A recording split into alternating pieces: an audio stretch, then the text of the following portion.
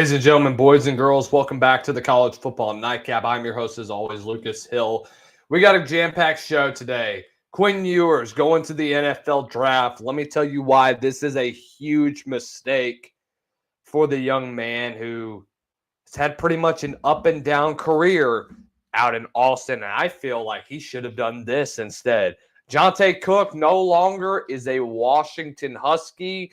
Got some more NFL draft decisions, some big coaches coming back to their original teams. Finally, some extensions.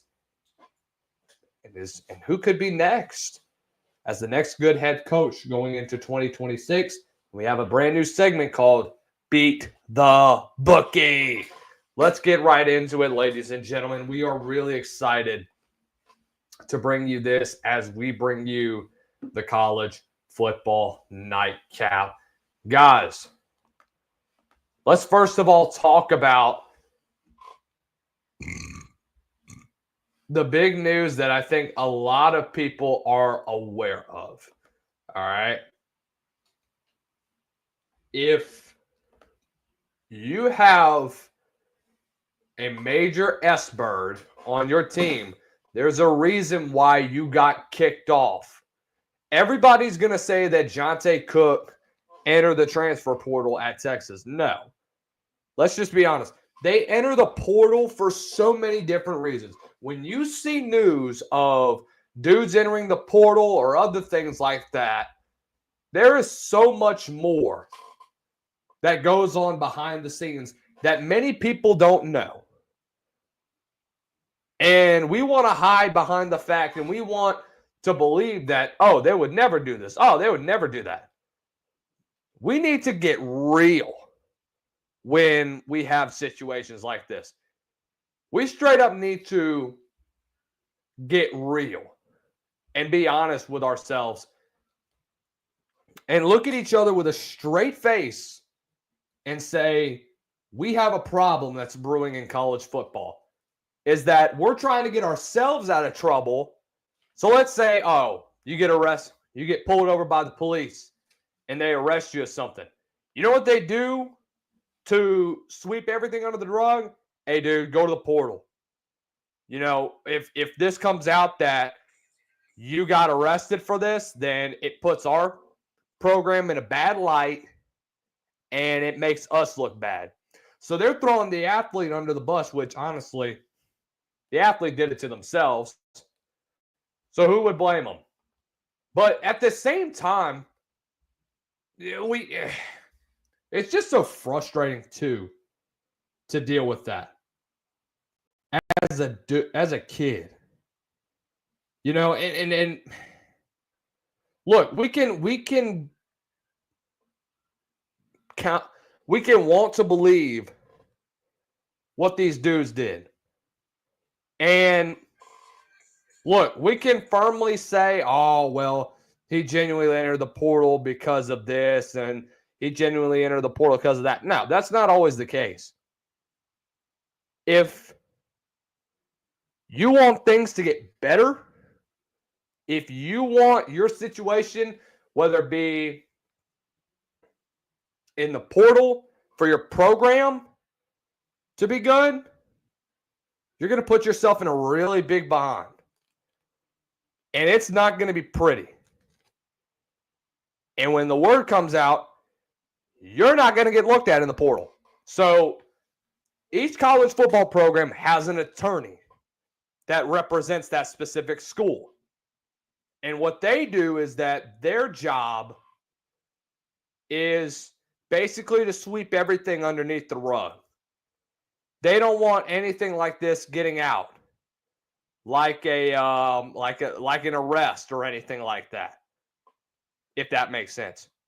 So what they do is that they say, hey, this athlete just hit the portal. This athlete did this. This athlete did that. So that they can get themselves out of a jam and are able to stay the course, basically. So what they do is basically sweep all this bull crap underneath the rug. Their ability to do so is incredible. And it just goes to show you where the integrity of each of these programs are. It's so incredible how they manage to get away with stuff like this. It's almost diabolical how they do this. Is it sickening? Yes, absolutely. It almost makes me want to puke knowing how this is being done because of things like this. And Johntay Cook's just another example. Well, what did he do? This is a guy that at Texas was getting into a fist fight with Ryan Wingo. And then after that fight, he got into 2 different fights with 2 different coaches. And I think another one was Steve Sarkisian. And from that point forward, they were like, all right, dude, no, this ain't working out. We give you one of 2 choices. We either kick you off, or we end up just saying, hey, we're going to say that you went into the portal on your own dime. So that's what he did. And then literally in a matter of weeks, he was off. He was out at Washington. And look, the guy showed flashes of potential. The guy was supposed to be a stud coming out of high school, out of DeSoto, Texas. Guy had a great freshman year, showed flashes of potential. Even during his second year, 7 receptions, 106 yards, then had 2 scores. Announced his commitment, and then afterwards, literally not even a month after he committed, not even 3 weeks, 2.5 weeks at best, he's out. How does that happen? Well, when you get a kid that thinks they're better than what they have. So he says that he was on campus for about 48 hours. 48 hours. And you're already out. How do you do that?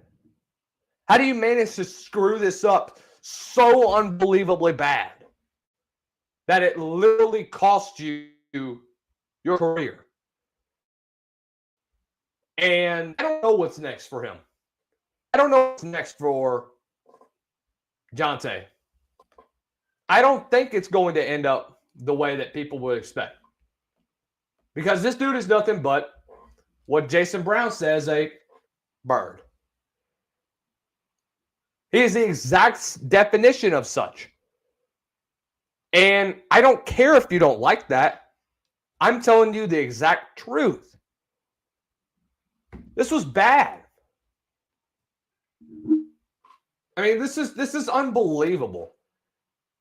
That basically all this was covered up for a couple of weeks, and then boom, he gets dismissed. Now we understand what really happened around that program. Now we understand what the real story was with the Johntay Cook situation. Everybody knew that the kid had problems. Everybody knew about his ordeal and why he ended up getting kicked out. And it was because of this. It was because of discipline issues. When you think you're above your other brothers that you're playing with, dude, no. And that's why at the end of the day, he is no longer a Washington Husky. Because he can't stay out of trouble.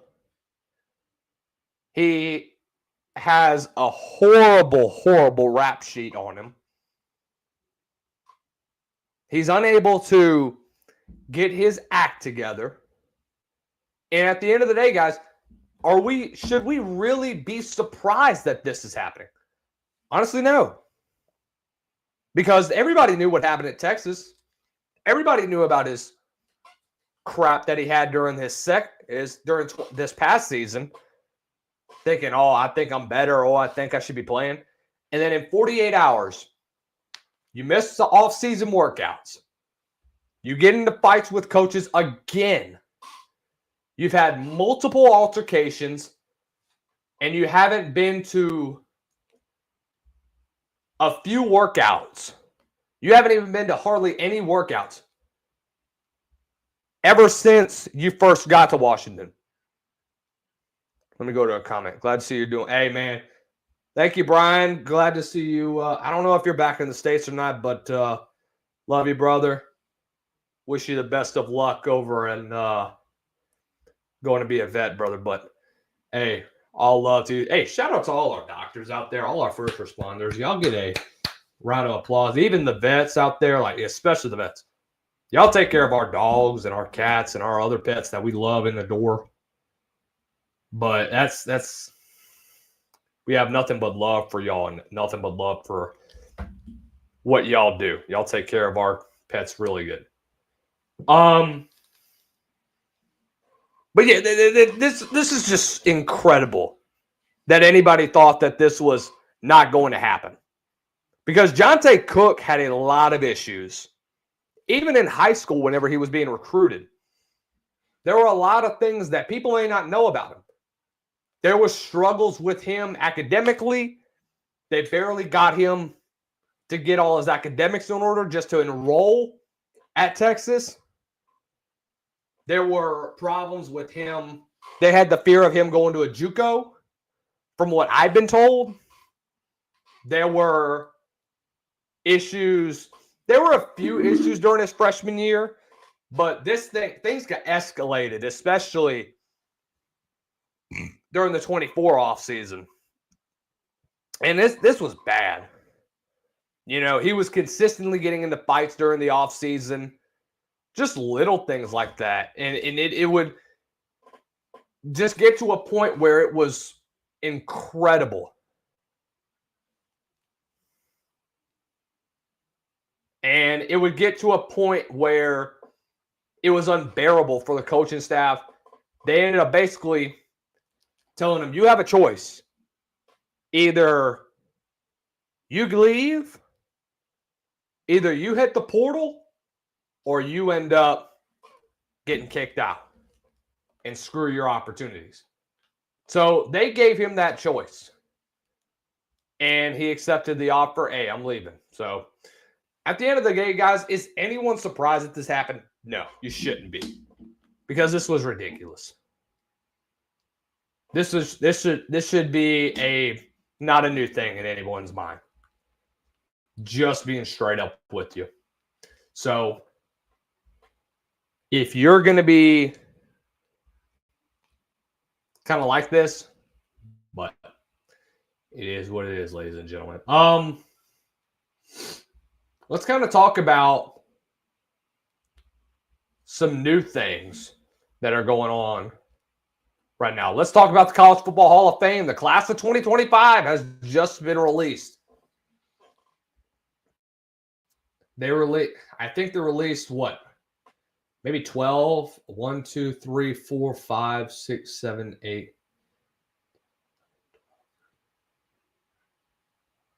I think 18 new players and then 4 coaches, which I think is deserving. So let's kind of go through it. Monty Ball. So let's go ahead and going over to the On3 page and take a look at this real fast. Get that thing going on.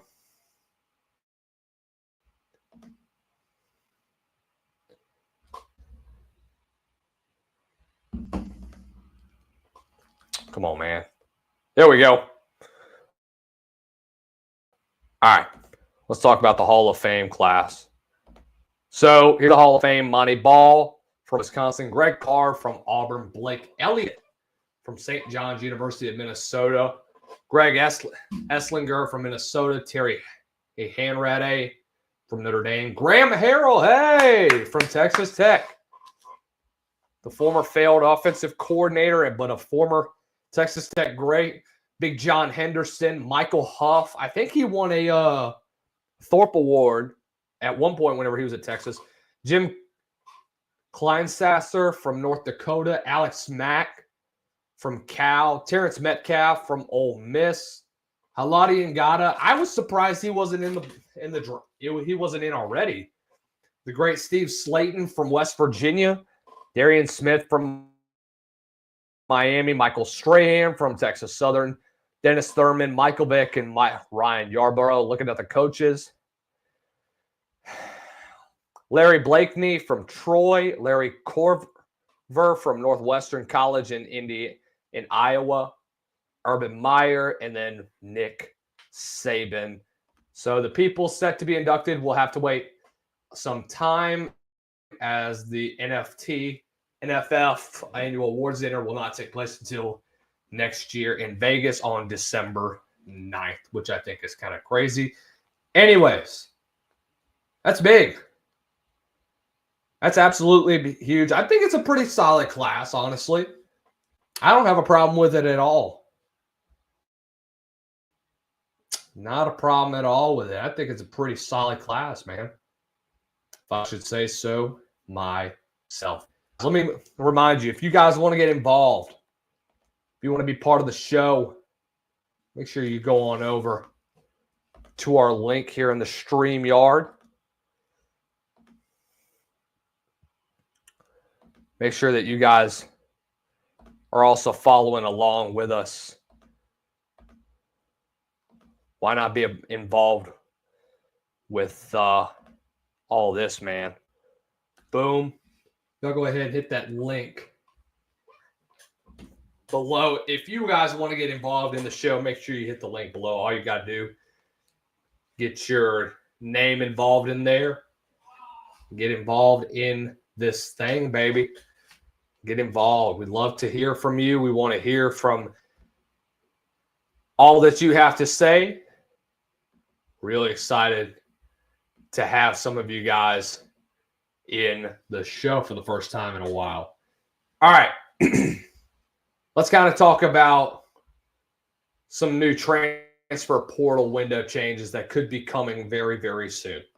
So the AFCA is proposing a transfer portal window change. This was first reported by Nick Costco over at On3.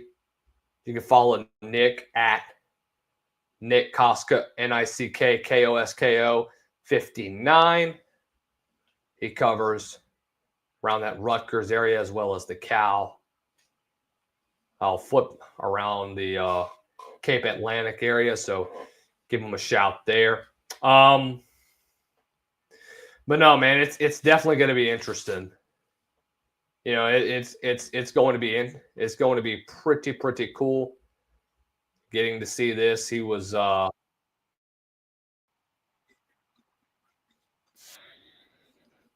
so yeah, man. I mean, it's going to be really interesting to see what this comes up. So let's kind of get into it a little bit. The AFCA head coaches are proposing to move the transfer portal window out to January. Interesting. And make it 10 days, according to Ross Dellinger over at Yahoo Sports. The AFCA head coaches are proposing to move the transfer portal to a 10-day window in early January after the bowl games and have the spring portal time eliminated. So this is coming off of a lot of feedback from around college, just saying have some sort of, I guess, stability around college football. We need to get this thing out of there. We need to be able to have a stable window in the spring, which I think is a great idea. I absolutely love the idea. It should be something that needs to be discussed because this has been a long time coming. But we'll just have to see, honestly, man, it'd be a big get for a lot of teams around college football if that if that window basically got closed. But dude, there's really no set window, and it'll allow teams to evaluate the rosters in full before having to deal with the exits and entries to their roster via the portal. Right now, coaching changes are the biggest deals when it comes to those windows opening, because one of the biggest things is that you're having college coaches leave, let's say assistant or head coaches that are basically just skipping out on everything, and they decide, hey, forget it, we're not coming to the draft or whatnot, or we're not coming to the bowl game, and we are deciding, hey, we're only going to Jesus, Mary and Joseph. Oh, I have a headache. I'm sorry. We're only going to be participating in the portal and forgetting the bowl games and stuff. All right. So a big example is that Bo Pribula, who decided to enter the portal and left the team prior to the first round game against SMU. You know, it sucks. He mentions the fact that he hates in this situation. And why is he in this situation? Because the transfer portal is open during the season. It's going to close December 28th. The NCAA has built an incredibly flawed system that is impossible to navigate for these young men. The fact that we have an open transfer portal while the season is still happening is crazy. We have to fix this. Yes, it needs to be fixed desperately, because this is getting a bit ridiculous. It's almost diabolical to see that we have an open portal for so long. It's borderline ridiculous that we're seeing this right now. It doesn't seem to make sense, knowing the type of impact that it will have right now in college football. And it just doesn't seem to be a reasonable solution. And the fact that you don't have a spring win, and the fact that there's no real end to the spring window is ridiculous. It just doesn't seem to make sense. And I don't know, man. Maybe something needs to change. I don't know. Maybe that 10-day window will be better. Just knowing that you're only going to have a 10-day window instead of an open season, that the transfer portal's open. This is ridiculous, to be honest with you.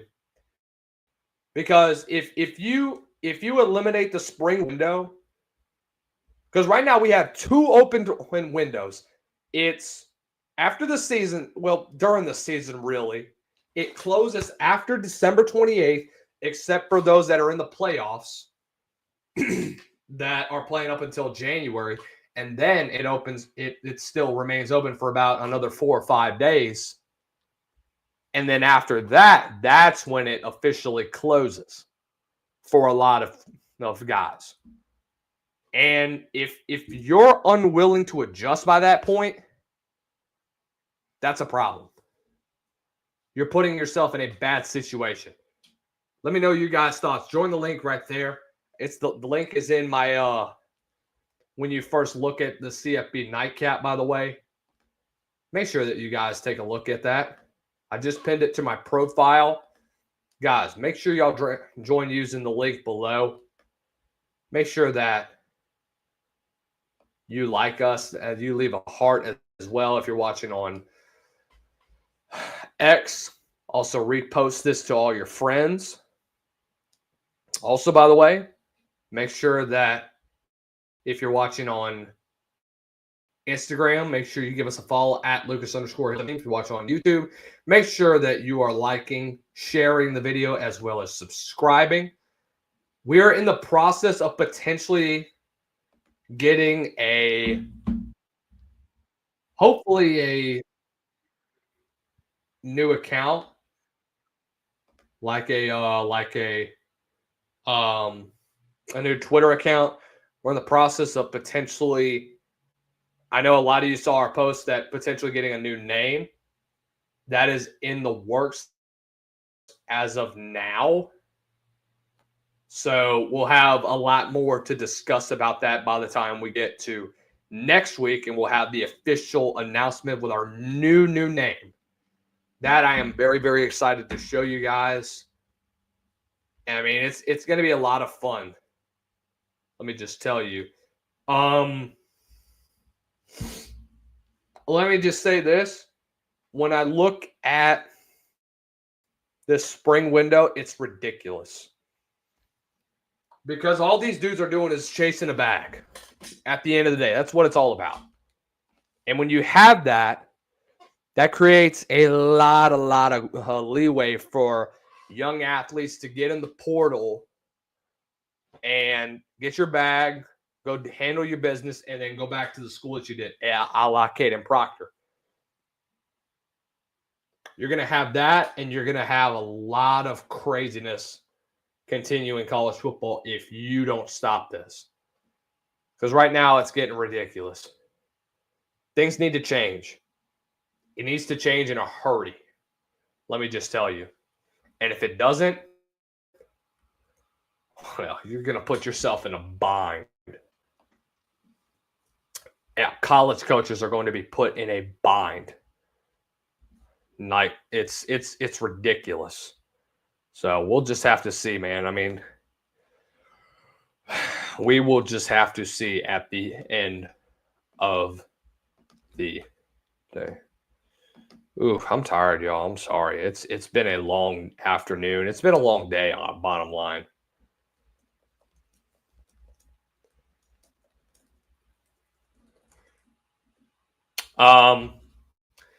Continuing on, going away from the 10-day portal. There's also one that coaches are discussing now is the possibility of a rule change to curb faking injuries during a football game. So, again, there was an AFCA convention earlier. Another one is that if a player is injured during the game or if he's faking one during the game, he'll have to be sidelined.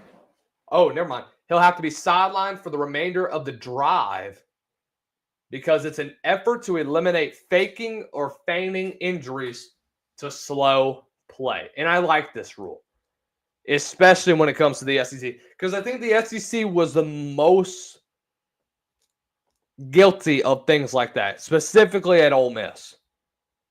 It got ridiculous for a while. You know, it just didn't make a whole lot of sense to see what happened.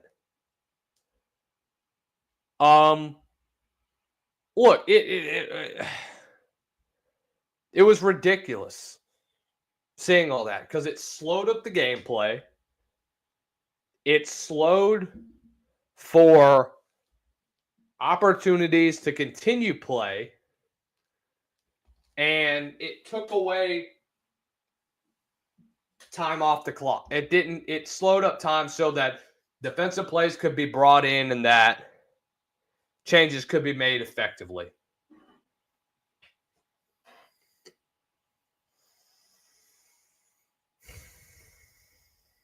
So,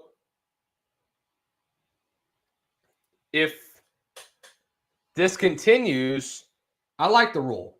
Sideline them. Don't let them come back in for the rest of the drive. And if they do, and if they want to bring it back in, you got to burn a timeout.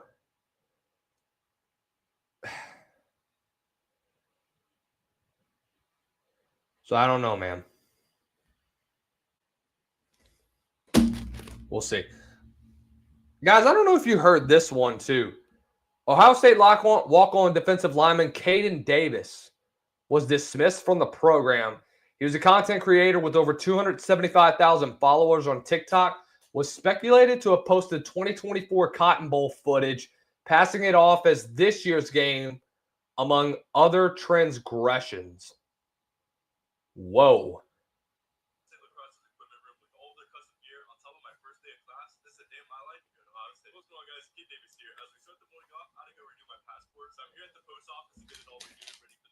Now, we're not going to talk about the picture right there. I just did it quick to get this over with. It was crazy to see that expedited shipping was $220, but it was something I needed to plan trips around the spring semester. Now, I love my new car and all, but man, it takes gas like it's nothing. It's not terrible, but it's definitely a lot more than my old car. I had to come on home real quick to grab my jersey that I framed at home. Well, I packed that up and a couple other things before making my way up to Columbus. A nice hour-and-a-half drive just to get up there and get some more things done. There's a package I was really looking forward to picking up today. With my arms fully loaded up with a ton of things, I got these wall outlets I'm able to control from my phone, as well as a garbage can to go behind my seat in my car. Now, today was the first day of class, and class on Monday got canceled because of the snow. The cold definitely stuck around, though. It was about 14 degrees on my way to my first class, which is my math recitation, which is actually in the same exact classroom as my old math class. As I wrap that up, I head on over to the lacrosse facility. Today, I'm doing a big content shoot with Ohio State Lacrosse. So we start off with the tour around the facility across from the Shoemaker. Inside their shooting space, their locker room, before we head on over to locker room tours, a full look inside Ohio State Lacrosse's equipment. So, yeah, he basically lied and said, "Oh, we're going to take you inside of what it's like." Dude, we all know walk-ons don't dress. Hardly any of them do. And if you think otherwise, you are absolutely delusional. Oh, God, dude. That's incredible. I don't know, bro. I don't know. It just seems so ridiculous. Also, here's another thing that I thought was interesting. Who was a more popular quarterback? Was it Shedeur Sanders or was it Johnny Manziel? Look, I can understand why people would say Shedeur because of what he did to he put Colorado back on the map. Yes. He was one of the first, probably one of the first true superstars of the new NIL era. But compared to him and Johnny Manziel was the big reason why Texas A&M got the funding for a new stadium at Kyle Field. Kid you not. Because if you go back and watch the documentary that Netflix did about him, I don't remember what it was. I think it was one of the old Untold series. And I thought it was incredible just seeing all that and seeing what they were able to do with these facilities and how they were able to make so much money off of them. I found it really, really interesting that was the case and found that really awesome to just see all this.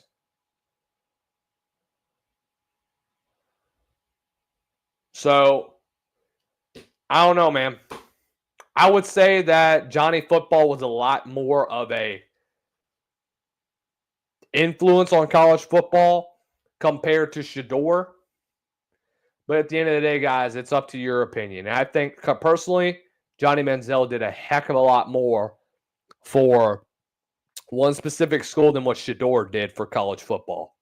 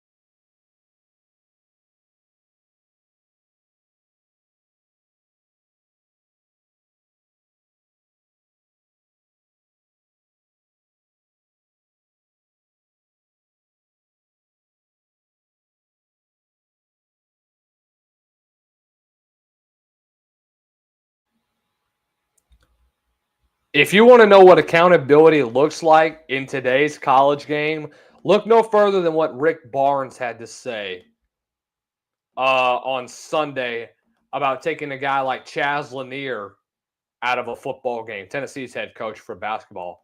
I took him out first play of the second half because he didn't shoot the ball. I mean, that play was designed for that shot. And I told him, I said, if you're not going to do what you're getting paid to do, you sit over here because he is getting paid to do that. He isn't wrong. That's accountability. That's for if you're supposed to take that shot, that is on you. You are getting paid to do this now. That is reality in college football that we need to be real about. We need to be real about this. And to be honest with you, if you don't like it, that's tough. Because guess who's not going to care at the end of the day? That program, because they'll kick you out. They don't care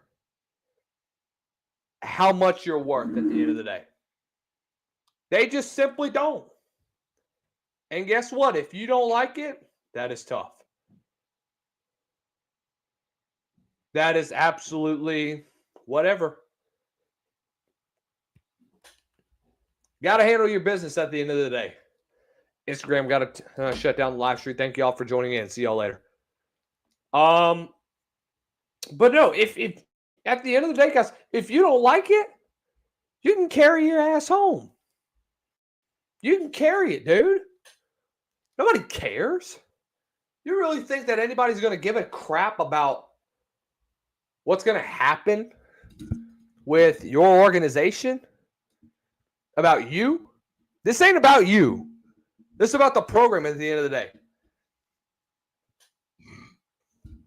Because you are getting paid to help support an organization.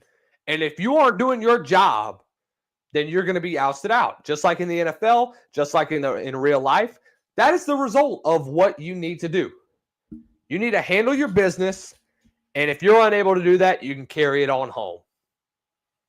Whether you like it or freaking not. Guys, we have just hit the 10 o'clock hour. Thank you guys once again for tuning in. Final audience count tonight. We had 40 of you join in. Thank you guys once again for joining in to the College Football Nightcap.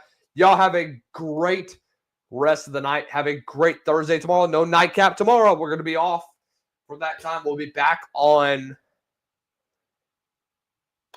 We're going to have, this will be the last Nightcap until we get to probably Monday night, Monday morning, maybe Monday afternoon for our pregame show with Ohio State and Notre Dame. With that, guys, we will see you all very, very soon on, once again, we'll see you guys next time on the Nightcap.